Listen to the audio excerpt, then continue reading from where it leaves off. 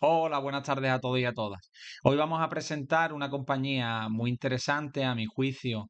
Tiene unas características deseables, tanto porque constituye una suerte de monopolio local, es decir, porque no tiene competición y tiene unas barreras de entradas enormes que impiden que otros players accedan a este tipo de mercado.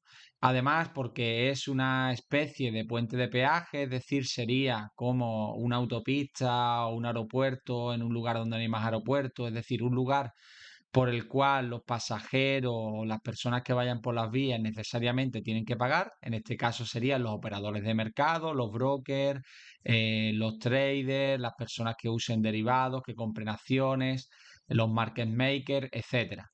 Todos estos players tendrían que pasar necesariamente por este player, por el Hellenic Exchange, si desean comprar activos, ETFs, derivados, etcétera, de la bolsa de valores de Atenas. Además de las características que son comunes a todos los exchanges, en este caso existen unas características específicas que lo hacen aún más deseable. Por ejemplo, que posee una caja neta enorme de en torno a 60 millones de euros, mientras que capitaliza 260 millones de euros. Por otra parte, no hay otros exchanges, no es como en Estados Unidos que hay distintas empresas que operan exchanges y por tanto estamos ante un oligopolio, sino que estamos ante un monopolio en este caso. Y además, un monopolio que no posee una limitación a nivel de duración. Por ejemplo, hay, como hemos estado hablando, hay peajes, hay aeropuertos que tienen ciertas concesiones durante un número de años, aunque suelen ser largas, de 50, 30 años, etcétera, pues tienen una duración determinada. También las loterías del Estado. Recientemente he estado viendo la empresa de loterías de Francia, también la de Grecia y demás, y son muy buenos negocios, son monopolísticos, pero posee unas concesiones que están limitadas en el tiempo y por ello tal vez me atrae un poco menos de lo que desearía, porque siempre está el riesgo de que se pierdan las concesiones o que se pague una tarifa demasiado alta para acceder a las mismas en el futuro. En este caso esto no ocurre. Por eso lo denomino el monopolio de la bolsa de valores a precio de derribo en una economía en expansión. Y todas estas características las vamos a ir desglosando a través de esta exposición en los subsiguientes minutos.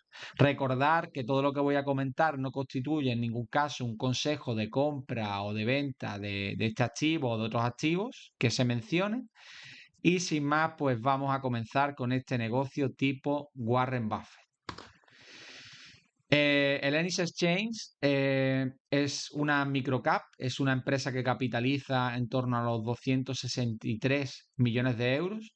Como veis, en bolsa no ha hecho prácticamente nada y esto tiene una explicación, no es que la empresa sea en sí mala y por eso haya pasado por una enorme travesía en el desierto a lo largo de de las dos últimas décadas, sino que esto pues está relacionado con la situación que vivió Grecia específicamente, aunque todos los países de la Europa periférica que dependían mucho de la construcción y el turismo, y además la situación a nivel de deuda de Grecia pues era especialmente dramática y por ello pues sufrió más que otros países.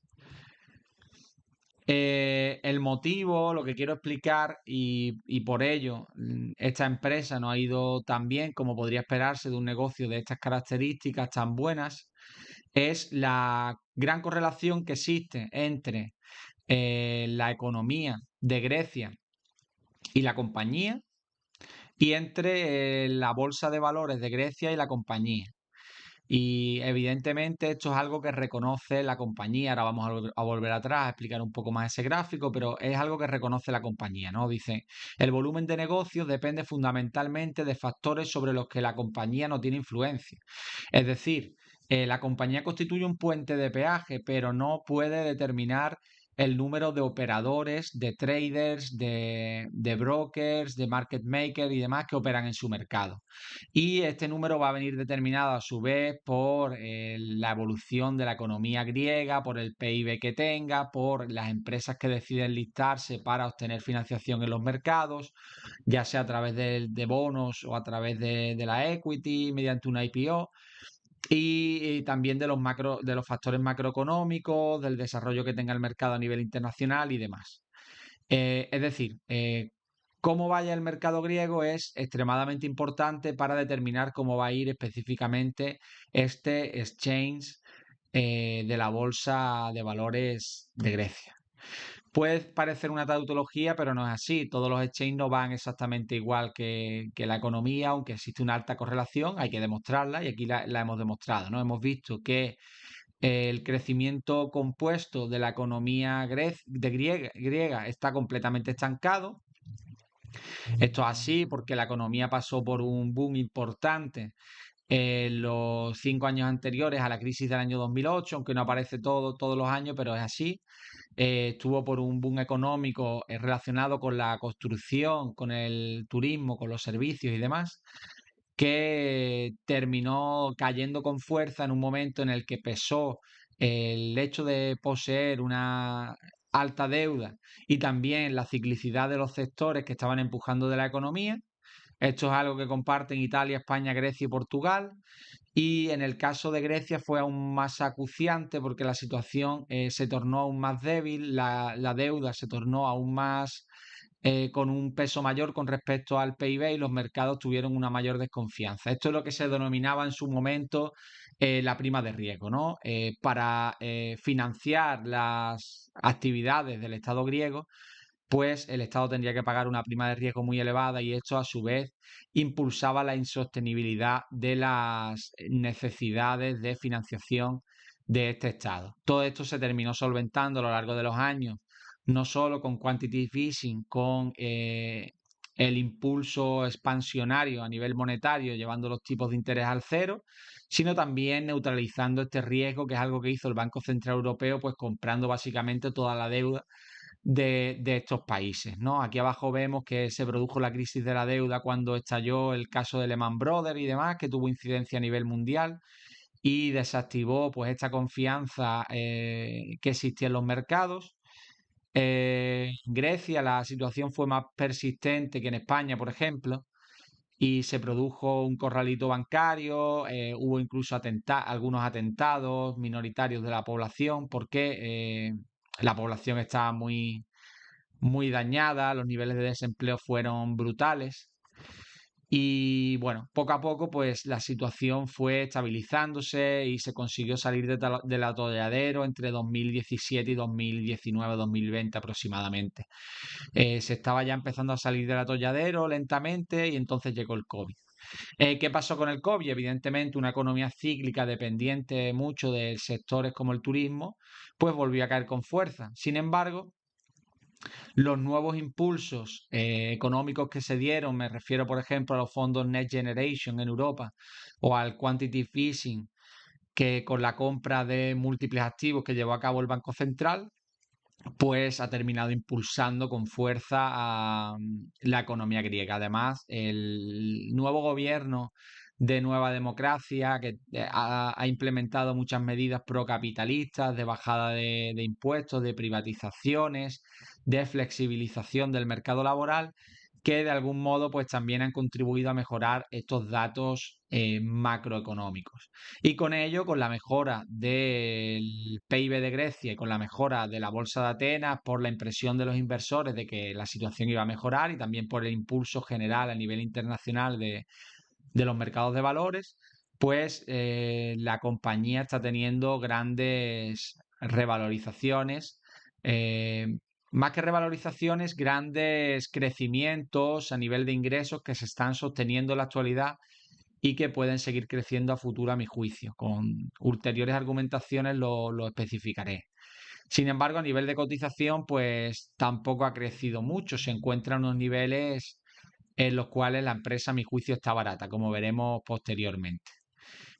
Sin más, pues bueno, esto es una correlación de Pearson, lo que vemos ahí abajo, es vamos, lo he hecho mediante una fórmula y lo que indica esta correlación es que el desempeño de la bolsa en general está muy relacionado tanto la evolución de los ingresos de la compañía como la evolución de su cotización. Y esto es así porque al final esta compañía es un puente de peaje de la bolsa, de las empresas que captan capital a través de deuda o acciones a través de la bolsa. Bueno, y también el mercado de derivados y el mercado de commodities de la energía, del cual también participa con un porcentaje de participación. Creo que era en torno al 26%. Algo lo vamos a ver ulteriormente. Esto ya lo hemos visto. Habría que especificar aquí que, bueno, aunque la compañía no puede controlar el volumen de ingresos que recibe, porque la influencia que tiene sobre los mismos es poca, es reducida. Sin embargo, a nivel de costes sí mantiene el control completamente. En la medida en que sea capaz de generar eficiencia en los costes y demás, pues tiene capacidad para aumentar los márgenes y para extraer más capital de sus operaciones. Y algo que está haciendo bastante bien, como veremos. ¿Qué hace la compañía, no? Porque esto es lo más importante, entender cuáles son los drivers del negocio, cuáles son los elementos que impulsan a la baja o al alza sus ingresos. Y aquí tendríamos, en primer lugar, el proceso de clearing, settlement, se me ha olvidado register, que también sé que forma parte, ¿no?, de estas operaciones. Básicamente sería asegurar que todas las transacciones que se propongan y todas las empresas y particulares que participen de estas transacciones, pues tienes que comprobar que cumplan con las regulaciones, que tengan balances suficientes con los registros de estas operaciones y demás. Y posteriormente se concluyen las transacciones, se llevan a cabo, se produce un proceso de intercambio de estos activos, por ejemplo, dinero por acciones o dinero por derivados. Bueno, se podría utilizar colaterales y demás, y operaciones más complejas, pero lo básico es eso, entre compradores y vendedores. Y después estaría la operación de registrar estas operaciones en los registros pertinentes, que también formaría parte de esta fuente de ingresos, ¿no? Esta es la fuente de ingresos más grande de la compañía, que copa en torno al 43% de los ingresos.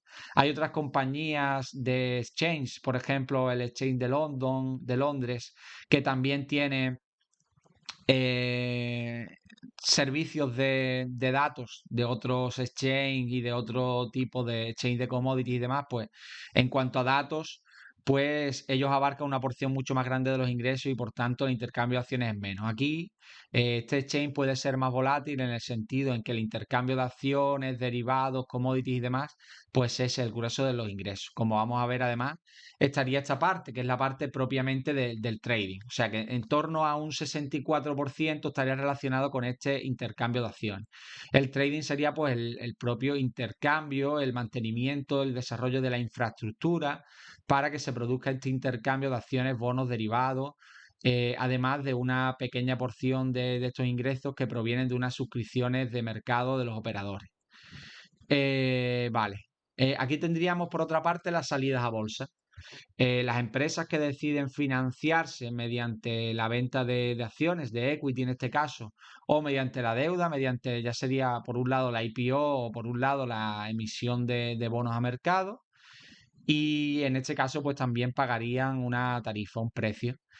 Y esto ocuparía en torno al 12% de los ingresos. Recordad que hablamos del año 2023, esto sería variable a lo largo de los años, pero más o menos sí que coinciden con lo que se percibe en el último año. Por otra parte, tenemos un ingreso, una tipología de ingreso que es exclusiva o prácticamente exclusiva del exchange de Atenas. En este caso, no es un tipo de ingreso que suelen tener otras compañías de exchange, porque son ingresos por licencia, infraestructura IT, soluciones tecnológicas y demás, que venden a la exchange de Chipre, a la bolsa de Chipre, a la bolsa de Kuwait y a distintos mercados energéticos, entre ellos el mercado de Grecia, donde tiene una participación en forma está en el accionariado de la compañía, digamos, y el exchange energético de Albania. Es decir, aquí tendría también la compañía una accionalidad que no es pequeña, que constituye en torno al 15% de sus ingresos. Y que no estaría tan ligado a esta participación de los traders y de los distintos inversores en el mercado de valores de Atenas. Esta parte de ingresos tiene una porción muy pequeña del total de los mismos. Es cierto que otras compañías semejantes consiguen sacar más eficiencia de este tipo de servicios, pero hasta el momento el mercado de Atenas no es un mercado demasiado concurrido, por decirlo de alguna forma. Eh, He mirado incluso en Interactive Broker, no se vende esta compañía que estamos analizando hoy, solo se vendería en The Giro. Y bueno, son elementos que van mostrándonos que realmente no es un mercado tan concurrido por parte de inversores internacionales, es un mercado que por el momento queda algo desconocido, no hay un número de empresas tan elevados que estén cotizando en bolsa. Y esto puede significar que a futuro, si la economía sigue yendo bien, puede recibir unas mejoras bastante exponenciales si todo va bien. Es algo, una opcionalidad positiva que yo percibo. Esto es un monopolio también, evidentemente. Solo el exchange que procesa las operaciones tiene estos datos y por tanto lo puede vender a terceros.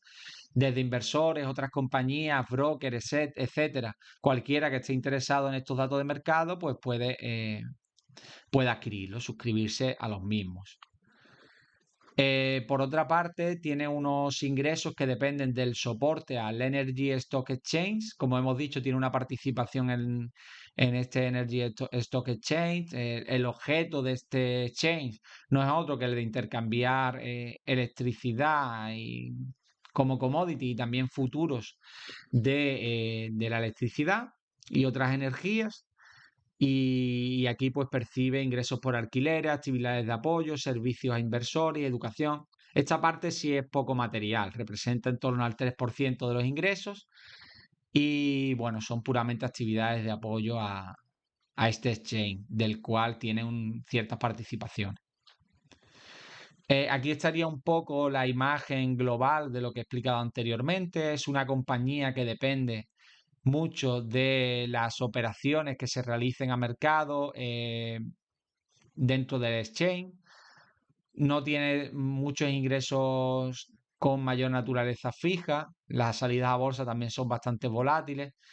Sí que tiene unos ingresos por licencia, por soporte, por infraestructura digital y demás, que constituyen en torno al 15%, que son menos volátiles. Los servicios de datos de mercado también son menos volátiles. Sin embargo, pues bueno, estaría en torno a un cuarto de la compañía, aquellos ingresos que no dependen de esta volatilidad intrínseca a los mercados de valores. En este momento parece que el momentum está llegando al índice de Atenas, está mejorando tanto el volumen como la cotización y demás, lo que puede atraer a nuevos inversores y es algo a vigilar sin duda y algo también que hace que me interese más este tipo de compañías que pueden beneficiarse de este viento de cola y que por el momento pues se encuentre una cotización a mi juicio bastante barata, como vamos a justificar posteriormente. Características del negocio, ¿no? Vamos a pasar a explicar cuáles son las características esenciales del negocio, porque tal vez lo principal no es entender sus cuentas, sino el aspecto cualitativo. ¿Por qué esta compañía me parece una buena compañía y por qué el negocio de los exchanges tiene una duración, a mi juicio, ilimitada y unas características que permiten ir cribando una suerte de capital para que se puedan repartir dividendos, recomprar acciones y, en definitiva, devolverle paulatinamente su inversión a los accionistas. Además de que la cotización mejore si la situación del mercado y las operaciones de este mercado pues mejoran. Es prácticamente imposible competir con un exchange. ¿Por qué? Porque tiene la confianza de los operadores del mercado, tiene el efecto red, es decir, todos los participantes de mercado están concentrados en este exchange y es muy difícil llevárselo a otro exchange que además no existe y si existe, en principio, pues va a ser minoritario. Sería más fácil incluso adquirir a este exchange, pagar una prima para quedarse con el mercado griego, por ejemplo, Euronext podría hacerlo, que está aglutinando distintos mercados europeos y en ese sentido aquí podríamos tener también un posible upside por una adquisición, aunque es algo que también es muy osado decir, no se sabe. Y por otra parte, pues es un tipo de compañía que requiere una inversión de capital bastante baja. precisamente porque tiene un carácter monopolístico. Es cierto que se tiene que ir adaptando a las regulaciones que a nivel internacional y a nivel europeo se vayan aprobando, y de hecho son bastante exhaustivas y constantes las regulaciones que se aprueban en torno al mercado de valores. Y además es posible que pudiera ampliar su negocio, adquiriendo otros exchanges. En este caso creo que no es, creo que es poco probable, porque es una compañía pequeña y también el capital que tiene en caja neta no es muy elevado. Se tendrían que endeudar bastante para adquirir otro exchange. Sí que podría ir ampliando pues el mercado de derivados, las ofertas de ETF, etcétera. Lo que sí podría redundar en unos mayores ingresos. Pero en realidad la capacidad de reinversión es bastante baja. Normalmente el crecimiento es orgánico y es exógeno a las decisiones empresariales de la directiva de Hellenic Exchange. Por otra parte, como hemos justificado mediante una correlación de Pearson, el crecimiento de esta compañía se encuentra muy ligado al crecimiento del país y al mercado de valores griego. Y esto es algo que en este momento lo vislumbro como una cuestión favorable, precisamente porque tras la llegada de Nueva Democracia en el año 2019 y la adopción de distintas medidas procapitalistas, además de la expansión monetaria que se llevó a cabo en el seno de la Unión Europea, pues están llevando al país a una situación mucho más próspera que en años anteriores. Eh, Además, otro aspecto interesante es que la construcción de las barreras de entrada de este tipo de negocios no requiere de una gran inversión. Vemos que compañías con barreras de entrada semejantes, barreras de entrada enormes, como las ferroviarias, por ejemplo. Me acuerdo de Jungfrau Holding, que es una compañía que mantengo en cartera y que opera una infraestructura en la región de Jungfrau-Joch, en Suiza, y que no se puede competir con ella porque por motivos medioambientales no se puede construir en la zona otra infraestructura semejante. O me acuerdo, por ejemplo, de la marca Nike, que ahora que está puesta en cuestión por el mercado y demás, pero que también ha construido con publicidad y la calidad de sus productos a lo largo del tiempo una imagen de marca que le ha costado una gran inversión en investigación más desarrollo, en publicidad y demás.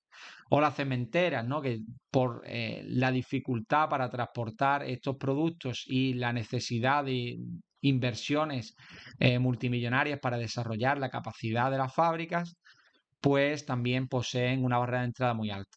En este caso no es así, la barrera de entrada es muy alta por este efecto red que se genera, pero la empresa no necesita reinvertir demasiado para obtenerlo. Recordemos que este tipo de empresas no tienen concesiones del Estado. Se presupone que esto es un mercado en el cual pueden competir otros players en un entorno digital y demás, pero realmente es muy difícil que puedan lograrlo. Y en la práctica, pues constituyen monopolios u oligopolios. ¿Cuál sería el principal riesgo, por ende? Estamos hablando de una gran ventaja, esta ventaja de que es un monopolio y demás, pero esto también constituye su mayor riesgo. La compañía depende casi enteramente del el desempeño de las empresas del país, de cómo se comporte la economía del país. Y por tanto, cualquier evento que pueda impactar el país, como puede ser una guerra, una crisis, cuestiones de todo tipo como catástrofes y demás naturales que puedan ceñirse a la geografía del país, pues van a afectar mucho a la compañía. En este caso, en torno al 90%, algo más del 90% de las operaciones dependen en exclusiva del mercado de valores griego. Y si no es el 100% de los ingresos, es porque en este caso existen ingresos de apoyo a otros mercados en forma de licencias, en forma de infraestructuras, alquileres y demás, al mercado de Chipre, Kuwait y ciertos mercados energéticos europeos. La última característica esencial de este negocio es que es un negocio asset light, es decir, las infraestructuras que posee, los activos duros que posee son mínimos con respecto al volumen de negocios que tiene. Sí, la empresa pues, tiene que tener ciertos edificios, ciertas oficinas para llevar a cabo estas operaciones, pero constituyen una parte poco importante de la infraestructura de capital que se sitúa en su balance, ¿no? Y no requiere gran reinversión nueva. tiene algo de OPEX por el tema de mantener estos edificios, estas operaciones y demás. Por ello, la empresa paga un buen dividendo y además un dividendo que si la economía va bien va a ir creciendo, que no necesita reinvertir en demasía para lograrlo y por tanto es un dividendo bastante seguro y que además en el caso de Hellenic Exchange se sustenta en una importante caja neta de en torno a 64 millones de euros. Recordemos que la compañía capitaliza en torno a 260 millones de euros, con lo cual en torno a un quinto de su capitalización pues la tendría en caja. Es algo llamativo, pero si miramos la década pasada, la compañía se ha comportado de manera muy, muy conservadora en un momento donde la crisis impactó fuerte sobre Grecia y llegó a tener en torno a 150 millones de euros en caja. Por eso también cotizó a unas valoraciones muy, muy altas, porque bueno, el inversor también era consciente de que tenía estos millones preparados para su utilización si fuera necesario. Ahora vamos a la economía de Grecia. ¿Por qué es importante la economía griega? Porque, como hemos dicho, la economía, el desarrollo económico de Grecia está íntimamente relacionado con lo que ha hecho la compañía y probablemente esté relacionado con lo que va a hacer la compañía en el futuro. Y entender bien cómo está funcionando la economía de Grecia, cuáles son sus pilares y demás, pues es fundamental. ¿Cuáles son las medidas de Mitsotakis desde que llegó al poder? ¿No? Llegó al poder en el 2019, después de este un poco gobierno fallido de Syriza, porque no fue capaz de imponer en Europa aquellas medidas que pretendía o que vendió a su electorado y realmente pues no logró sus objetivos principales. Llega este gobierno conservador con también un calendario de medidas procapitalistas, que son las que me interesan aquí, ¿no? Eh, Inserta en el mercado de Atenas, que era un mercado bastante rígido, una facilidad de despido muy amplia, una flexibilidad laboral que no había visto la luz en Grecia en ningún momento. Empieza con las privatizaciones, una privatización sería el aeropuerto de Atenas, una empresa muy comentada también en Twitter, distintas infraestructuras turísticas, empresas energéticas, etcétera. Además, bajan los impuestos en general, ¿no? Uno los baja más que otro, pero el equivalente al IBI baja bastante, lo que beneficia pues, a todas las personas que tengan propiedades y demás. El impuesto de sociedades baja, el IVA, el IRPF, es decir, Mitsotakis inicia la expansión fiscal por la parte de los impuestos. Y por la parte del gasto sí que empieza a mantenerse más austero para intentar bajar la deuda. Algo que consigue, aunque como explicaré, no depende tanto de estas medidas, sino del propio devenir inflacionario económico de la Unión Europea. Aquí vamos a explicar un poco la situación económica. ¿Qué sucede en la pandemia, no? Pues en la pandemia sucede que se da un importante miedo al colapso económico, algo que se dio por el encierro autoinfligido de nuestras autoridades. Y en ese momento no solo se mantienen los tipos de interés al 0%, sino que además se inicia una serie de estímulos monetarios de quantitative easing y también pues estos paquetes de Next Generation que incidieron de manera muy positiva, especialmente en aquellas economías relacionadas con el giro energético verde, que serían pues España, Italia, Grecia, precisamente aquellas economías más perjudicadas y menos posicionadas para el desarrollo industrial que marcó el desarrollo anterior a la pandemia de Europa y que ahora está afectando de manera bastante lesiva a países como Alemania o Francia, que han capitaneado el desarrollo de la Unión Europea en décadas anteriores. Aquí teníamos también como el balance de la reserva del Banco Central Europeo se eleva de manera muy ostensible a partir del año 2020, cuando ocurre la pandemia. Y bueno, hasta que no se aprecian los repuntes inflacionarios y demás, pues no empieza a descender este balance, algo que vemos en el gráfico que tenemos a la derecha. Sin embargo, como veremos a continuación, el desempeño de Grecia con respecto a la media de la Unión Europea y con respecto a otros países, pues ha sido superior en este entorno. Es decir, realmente ahora mismo se están bajando tipos de interés y se están aplicando políticas monetarias expansivas sin que Grecia, España y demás parezcan necesitarla tanto. Más las necesitan los países industriales, que son los que están sufriendo con el tema de la competición en el sector del automóvil, el colapso energético que afecta mucho al desarrollo industrial y demás. Aquí tenemos la situación económica en el empleo de Grecia, que es un indicador atrasado, pero que va mostrando bastante bien cómo se produce esta evolución. Es cierto que en pleno boom, en el año 2007, boom de la construcción y boom turístico, se llegó a una tasa de desempleo de en torno al 7-8%, pero ya actualmente se encuentra en el 11% y además ha sido un descenso paulatino y constante desde ese infierno que se vivió en pleno apogeo de esta crisis de deuda en torno al año 2013, donde llegó casi al 30% de desempleo, lo cual es brutal y generó pues una situación muy dramática en sectores enteros de la población griega.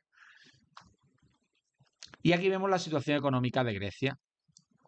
Es cierto que está muy lejos de recuperar el PIB que se alcanzó en ese momento de manera un poco artificial por sectores muy volátiles, impulsada por una facilidad de crédito brutal y políticas expansivas en un momento en que tal vez no se necesitaban.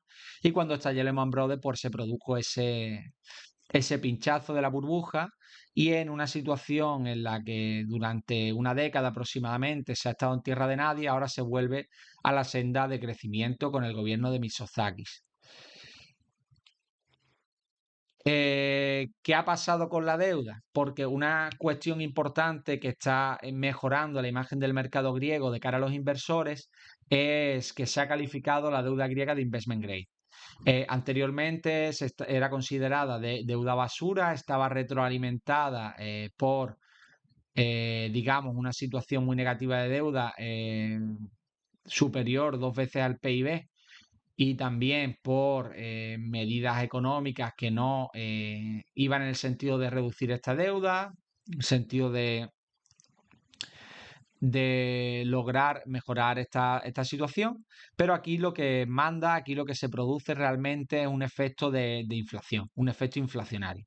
Es lo que yo aprecio para que se produzca esta bajada tan grande y lo que ahora mismo está en un torno a un 160, ahí se indica que bajará a 140% con respecto al PIB en los próximos años.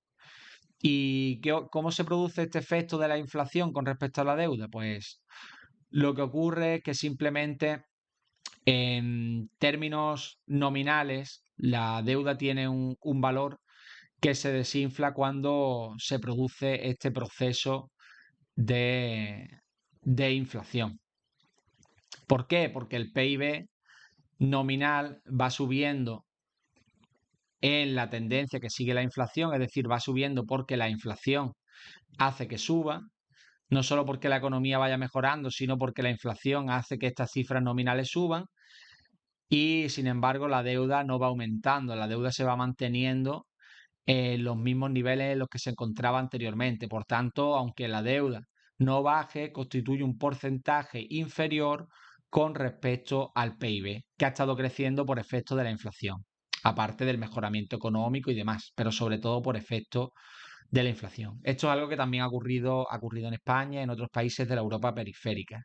Se ha producido una mejora económica, un crecimiento relativo superior a otros países de la Unión Europea, pero también se ha producido este efecto inflación en la deuda, que es algo que, bueno, ocurre, por ejemplo, en las hipotecas. Todo aquel que tenga una hipoteca sabe que tal vez, pues bueno, tú dices, joder, le debo 100.000 euros al banco, pero a lo mejor pasan 20 años, había una enorme inflación y a lo mejor 100.000 euros ya no es tanto. Ya a lo mejor debes 80.000 euros y esos 80.000 euros no son nada con respecto a los ingresos que tienes o por lo menos con respecto al valor real del dinero en el tiempo, en ese momento. ¿Cuál es la situación actual de Grecia? Pues lo que he comentado, a pesar de que ha pasado por momentos muy graves en el pasado, de crecimientos muy inferiores a los de la Unión Europea, de crecimientos bastante altos en los momentos de crisis, actualmente pues tiene un crecimiento relativo mejor. Además, que los tipos estén bajando y que se puedan producir estímulos de cara a la situación dramática de Alemania y Francia con respecto a su media histórica, lo que le está ocurriendo en el sector del automóvil cada vez menos competitivo, esta crisis industrial por el repunte de los costes de la energía y también por los costes laborales que van acompañando este crecimiento inflacionario, pues hace que en este caso, con el giro energético, hay otros países mejor posicionados para abrazar esta economía verde y para beneficiarse mejor de las políticas generales de la Unión Europea y también para tendencias que están incidiendo en el mundo en general.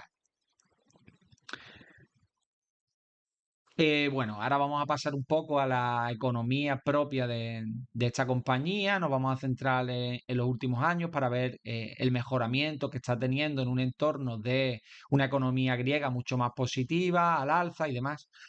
Y vemos bueno, pues que están creciendo sus ingresos, sus gastos están también creciendo, pero menos que sus ingresos. Y por tanto, pues el EBITDA está creciendo, incluso los beneficios netos crecen aún más, porque hay un apartado de intereses, dividendos y demás, en el cual la empresa cada vez gana más. ¿Por qué gana cada vez más la empresa en este apartado? Porque recordemos que la empresa tiene caja neta y puede reinvertir a corto plazo esta caja neta y beneficiarse de la misma obteniendo unos ingresos.